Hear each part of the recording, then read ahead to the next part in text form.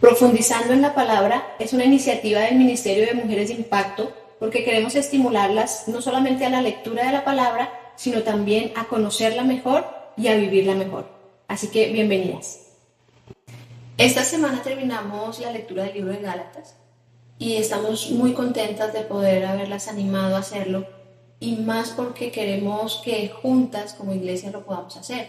Así que les invito a profundizar un poco en los últimos dos capítulos de este libro, capítulo 5 y capítulo 6, pero sin antes entender que en los primeros cuatro capítulos, el apóstol Pablo, de una forma muy fuerte, le ayuda a la iglesia a entender que la doctrina es algo que tiene que vivirse, y en los capítulos 5 y 6 él va a ayudarnos a entender cómo hacerlo. Doctrinas tan importantes como la justificación por la fe, la salvación por gracia y el andar en el Espíritu son doctrinas fundamentales para los cristianos, pero al mismo tiempo muy difíciles de practicar. Y eso es lo que el apóstol nos invita a hacer en estos dos últimos capítulos. Así que vayamos a este hermoso libro y compartamos los capítulos 5 y 6. Voy a leer los versos 13 al 17 porque quiero hacer énfasis aquí. Y dice así: les hablo así, hermanos, porque ustedes han sido llamados a ser libres, pero no se valgan de esa libertad para dar rienda suelta a sus pasiones.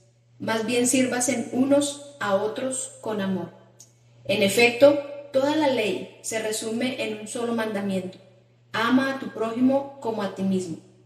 Pero si siguen mordiéndose y devorándose, tengan cuidado, no sea que acaben por destruirse unos a otros. Y este otro pasaje de Gálatas capítulo 6 verso 1, que es muy conocido además, dice: hermanos, si alguien es sorprendido en pecado, ustedes que son espirituales deben restaurarlo con una actitud humilde, pero cuídese cada uno, porque también puede ser tentado. Quise usar estos dos pasajes para poder marcar lo que el apóstol Pablo estaba queriendo ayudarnos a pensar, no solamente a los Gálatas, sino a nosotros también, acerca de la práctica de la doctrina.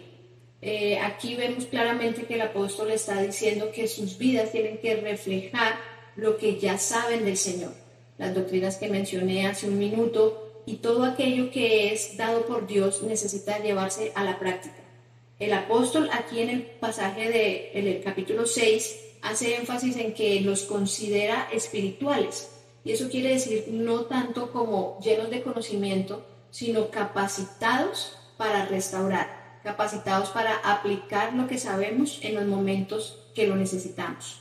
Y algo que me llamó mucho la atención, y estaba ahí en la lectura pasada, en el verso 15, y es que veía una actitud de engrandecimiento de los Gálatas acerca de lo que sabían, pero estaban en pleitos, en contiendas, y él estaba como ayudándoles a entender de que eso no coincidía, no es consecuente con las escrituras, o menos aún con el cristianismo.